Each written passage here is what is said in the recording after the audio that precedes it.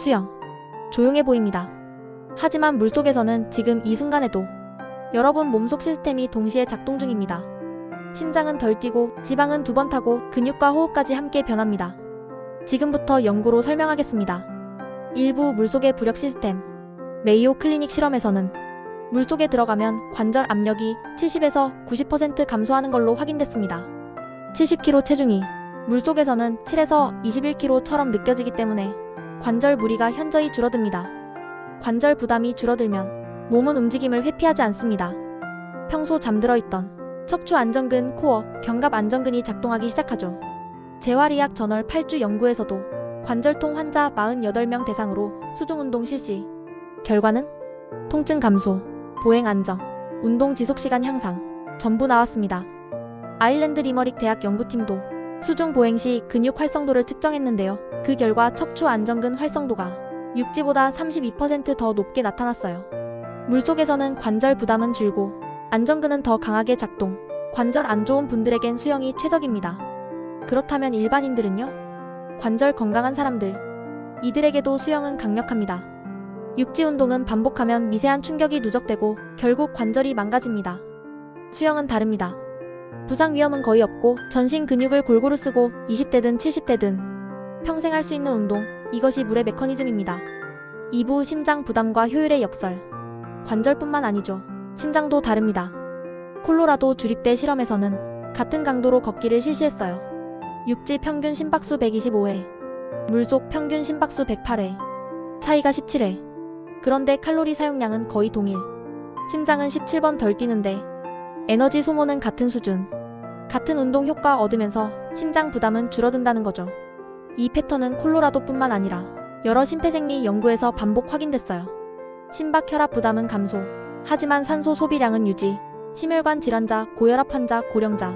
이분들에게 특히 중요한 이점입니다. 저부하 고효율 유산소. 이것이 수영의 본질. 3부 이중연소 시스템. 그런데 여기서 끝이 아닙니다.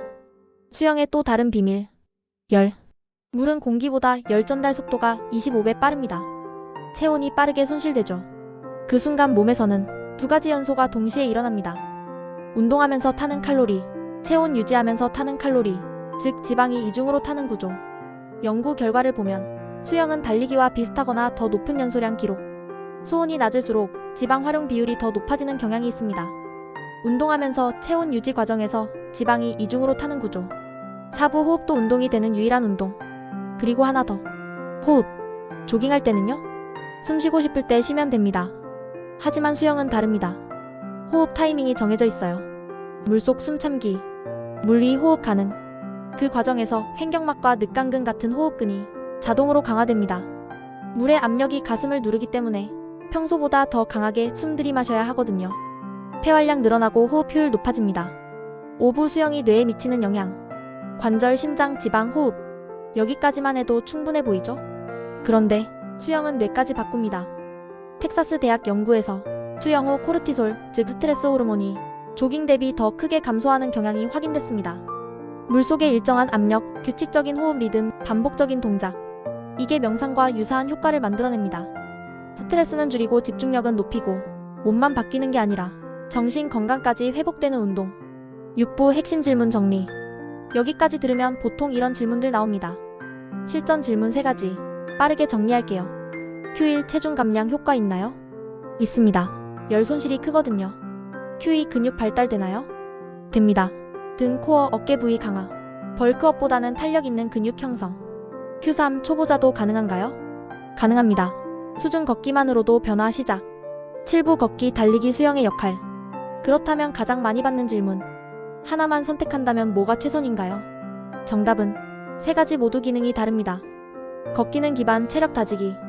달리기는 가속, 심장 키우기. 수영은 최적화, 관절 보호하며 전신 활성화. 3가지 조합할 때 완성. 8부 영법별 자극 차이. 마지막으로 수영의 또 다른 특성 하나. 영법에 따라 자극이 달라집니다. 자유형은 전신 균형, 체형 만들기. 평형은 무릎 보호하며 하체 강화. 배영은 척추 정렬, 자세 교정. 저병은 칼로리 최대 소모. 목적에 따라 선택하세요. 클라이맥스 최종 정리. 정리합니다. 관절 압력 70에서 90% 감소, 안정근 활성도 32% 증가, 심장 부담은 낮아지지만 운동 효율은 유지되고 운동과 체온 유지 결합되어 지방은 이중으로 연소되며 폐와 호흡근까지 함께 강화되고 스트레스는 현저히 감소하며 영법 선택으로 목표 부위 조절 가능. 이 모든 것이 물속에서만 동시에 가능합니다.